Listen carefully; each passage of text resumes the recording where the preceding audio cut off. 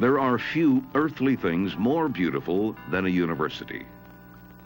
It is a place where those who hate ignorance may strive to know, where those who perceive truth may strive to make others see, where seekers and learners alike, banded together in the search for knowledge, will honor thought in all its finer ways, will welcome thinkers in distress or in exile, will uphold ever the dignity of thought and learning, and will exact standards in these things. They give to the young in their impressionable years the bond of a lofty purpose shared, of a great corporate life whose links will not be loosed until they die. They give young people that close companionship for which youth longs, and that chance of the endless discussion of the themes which are endless, without which youth would seem a waste of time. There are few earthly things more splendid than a university. In these days of broken frontiers and collapsing values, when the dams are down and the floods are making misery, when every future looks somewhat grim and every ancient foothold has become something of a quagmire, wherever a university stands, it stands and shines. Wherever it exists, the free minds of men, urged on to full and fair inquiry, may still bring wisdom into human affairs. This is Purdue University, 1985, a year of momentum in which the university scored major successes in research, in teaching, in development, and in service to the state and the world. A year in which Purdue moved closer to assuming its place as a world-class university, of the kind John Masefield extolled. Purdue moved to the forefront of manufacturing systems research in early spring, as the National Science Foundation awarded the university $17 million to study and develop intelligent manufacturing systems. Provost Felix Haas announced the grant at a press conference. Dean Henry Yang explained that the grant will allow scientists to go beyond even the most sophisticated technologies in robotics, artificial intelligence, and computer-aided manufacturing to create the factory of the future. A new landmark that will identify the campus to visitors was dedicated this year. It honors Beverly Stone, Dean Emerita of Students, and was donated by the Purdue Panhellenic Association. Stone joined the staff as an Assistant Dean of Women in 1956 and later became the first Purdue Dean of Students. She retired in 1980. Another spring dedication honored alumnus and former president of the Board of Trustees, Robert E. Heine. The pharmacy building was renamed to honor Dr. Heine in ceremonies April 12th.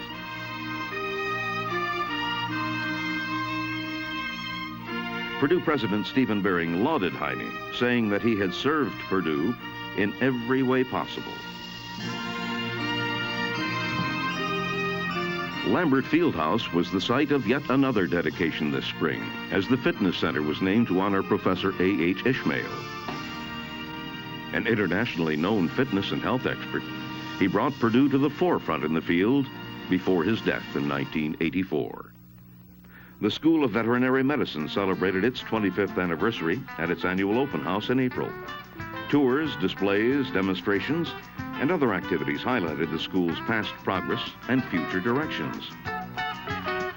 One popular demonstration was sheep herding, and this young pup really gets a workout.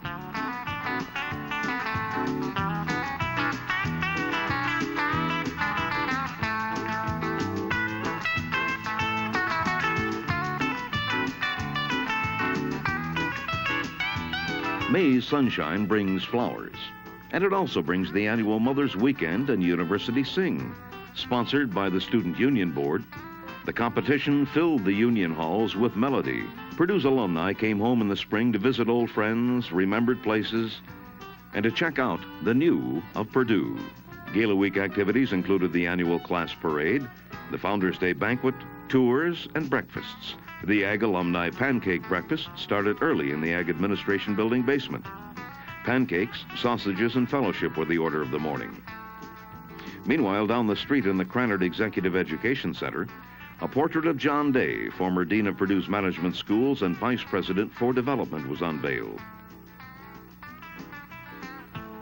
Reunion classes assembled outside the Union for the annual class parade.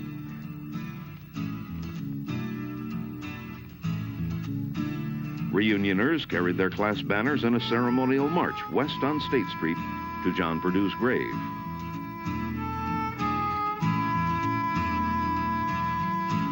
Alumni had fun renewing old friendships and snapping lots of pictures. Conversation, reminiscences, autographing banners, all made this a special time. Bob Peterson, who spent nearly 40 years as Purdue's photographer, took one last class photo before his retirement this year.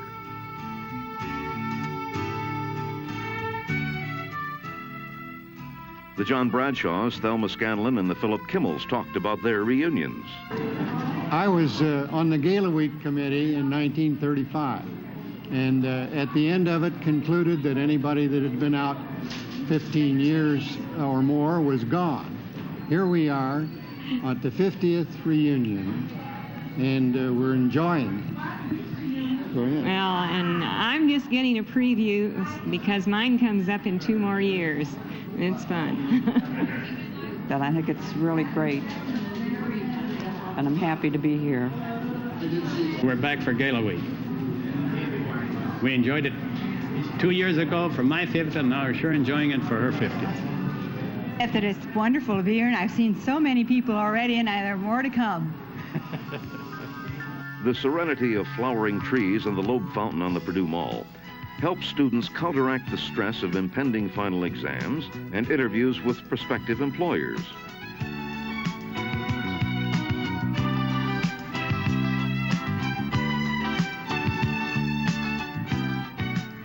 After spring semester exams, grades could be picked up at Hovde Hall. To cheer the seniors, the Purdue Alumni Association threw a party. Balloons and soft drinks made great time a celebration.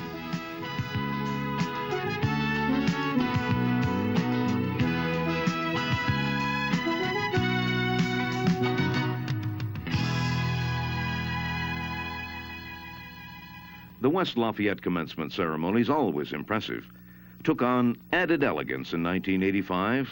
A new university mace, a presidential medal, bright new academic regalia, and banners for each school made the ceremonial procession down the mall into Hovde Hall especially moving.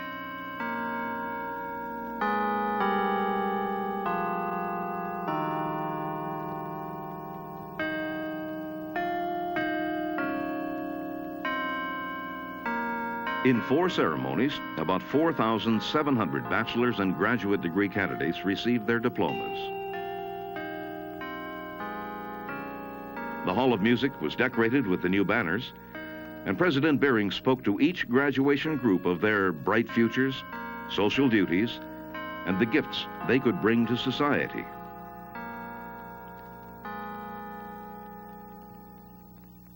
As autumn began, Purdue's pace went up-tempo when the students returned to campus. Bucking the national downtrend, fall enrollment increased at West Lafayette and held steady at the regional campuses. With nearly 500 active campus organizations, Purdue's students have a smorgasbord of things to choose from. They were on display at the colorful activities carnival held outside the Union. Members of the Society of Creative Anachronism in period costume demonstrated medieval battle skills. When campus growth and urban crowding made it apparent that Purdue had to make a new plan for its future campus, administrators reached back into the past and forward into the future to meld a new master plan for the West Lafayette campus. In keeping with the philosophy of Purdue's founders, the new plan bases the new firmly on the tradition of the old. The plan outlines sites for future buildings, utility lines, traffic routes, pedestrian walks, and routes traffic around the perimeter of campus. Wide walkways, tree-lined drives, benches along shady lanes, seating areas, and quiet pools and fountains add a restful beauty to the campus.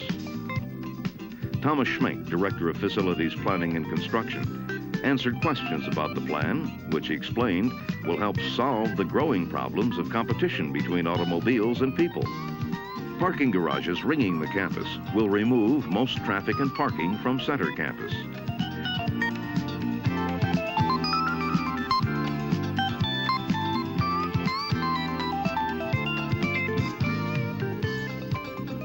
The first step, construction of a 900-space parking garage addition on Northwestern Avenue, was begun last summer. A permanent visitor center is part of this building. The biggest change will be seen in the Purdue Mall, which will be transformed into a park-like area. The addition to the electrical engineering building will span the mall and will offer a spectacular vista through a 30-foot glass atrium.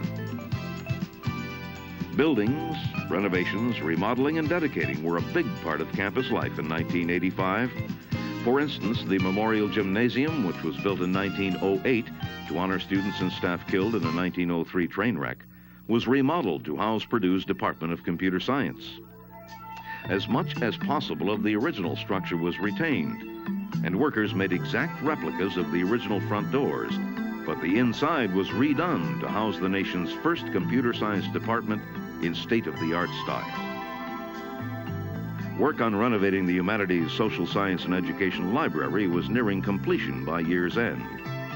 Students found the library more attractive and easier to use, as improvements included a new entrance, sound-absorbing rugs, and space changes to promote ease of use. The Residence Hall Administration Building became the John C. Smalley Center for Housing and Food Services Administration. Smalley, Vice President Emeritus of Housing and Food Services, grew up in West Lafayette. He graduated from Purdue in 1941 and joined the staff in 1946. And finally, a brisk October day brought ceremonies to dedicate the Life Sciences Research Building at the west end of the Ag Mall. Charles Wise, Vice President for Development, President Beering, and Vice President Emeritus for Research Frederick Andrews participated in the dedication. The 5-story structure will be used for interdisciplinary research in biochemistry, medicinal chemistry, molecular biology, biotechnology, and it will also house Purdue's Cancer Center, the only such center in the nation located at a university without a medical school. The building was constructed with funds from Plan for the 80s. The university made big national headlines for the second time in a single academic year, as yet another major scientific breakthrough was achieved.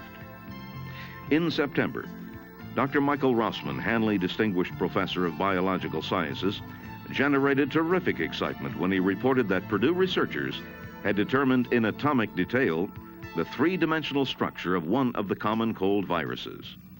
It's the first time that anyone had mapped the virus in such detail, and it was also found to be markedly similar to several other major disease viruses. The research drew upon the expertise of scientists at both Purdue and Wisconsin, made use of the high-energy synchrotron at Cornell, and Purdue's Cyber 205 supercomputer. Scientists believe that this breakthrough will eventually permit the development of new agents to combat and even prevent the common cold and other viral diseases. In other research achievements, scientists at the Purdue Biomedical Engineering Center developed a pocket-sized electrocardiograph that may help medical workers save the lives of heart attack victims. The new device, called a Personal Arrhythmia Monitor, PAM for short, is battery-powered and can fit in the hand easily. It can be used to make on-the-spot diagnoses in heart attack cases, resulting in fast treatment, which can make the difference between life and death for a patient. The unit is activated by pressing it against the chest. 2 electrodes measure the heart activity, and results are graphed on a liquid crystal display. This graph is also recorded and stored for later transfer to paper and record keeping. Future plans for the device include not only emergency uses, but possible use as a routine part of physical examinations. It may eventually become as common as the stethoscope. On the sports scene, Purdue had an excitement-packed year. The volleyball squad not only won the Big Ten championship, but also broke all the conference attendance records. The squad completed its postseason games in the NC2A Mideast semis, ranked 10th in the nation, and tied for 9th in the NC2A tourney. Carol Dewey, coach for the varsity team for the past 11 years, moved to 2nd place behind the legendary Piggy Lambert as Purdue's winningest coach. She shared Coach of the Year honors.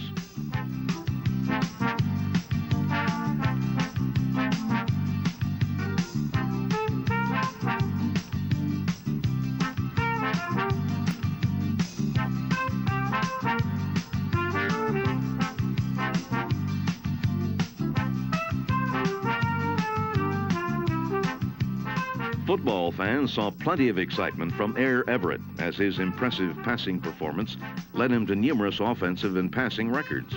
But Jim is just as serious about his academics as he is about his football. This early morning management class included Everett, whose classroom performance earned him an academic All-American ranking. Long hours, lots of study, and lots of practice marked the life of a quarterback. And Jim Everett's is no exception. Later in the day, Everett took part in a teleconference, a phone conversation with 19 sports reporters in 19 different locations.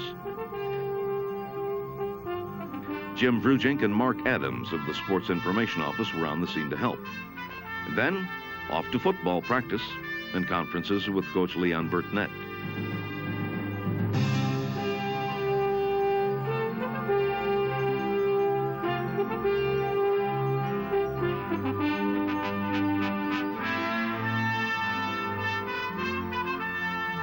Pep rallies at Slater Center stimulated enthusiasm for the Boilermaker team and for the fans. Color surrounds Purdue football games. Birthday and tailgate parties were sometimes combined.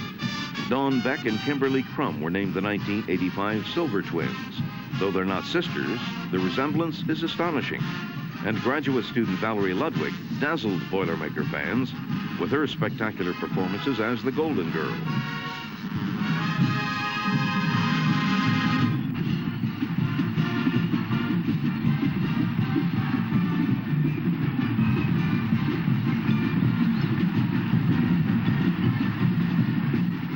In Ross-Ade Stadium, it was Purdue versus Illinois with 6:50 remaining in the second quarter as a Boilermaker drive started on the 32. Jim Everett passed to Rodney Carter on 2nd down for a gain of 30.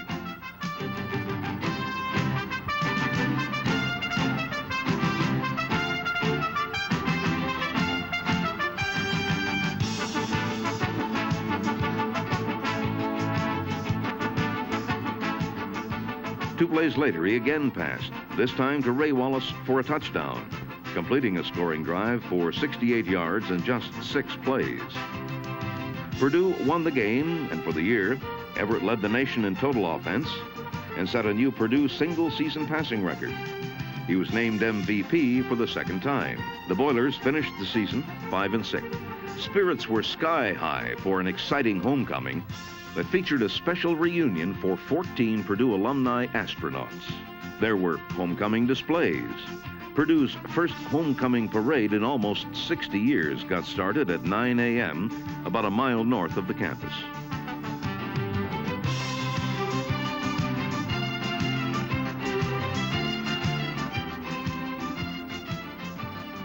The blockbuster halftime show featured the Purdue University All-American Marching Band simulating a rocket launch and separation, and they planted a man on the moon.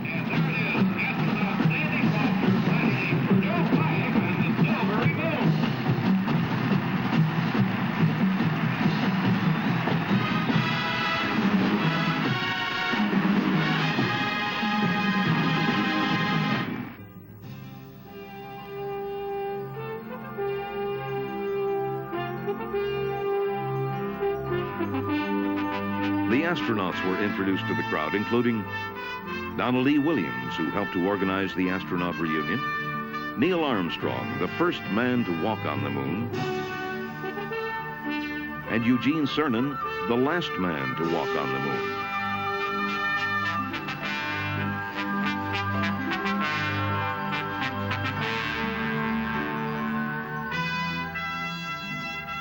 As a finale, the world's largest American flag was unfurled.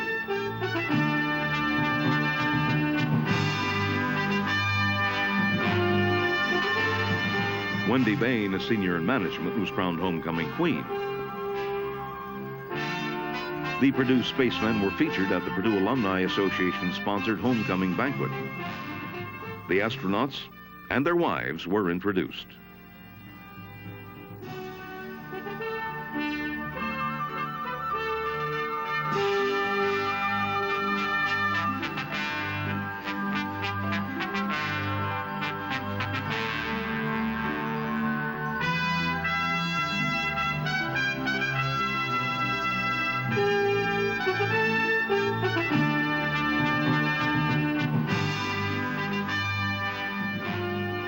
Several special gifts were presented to the university by the astronauts. Don Williams gave items that had flown in space and pictures that symbolized the astronauts' special feelings toward Purdue. In a moving show, the Purdue Glee Club, directed by William Allen, entertained the full house.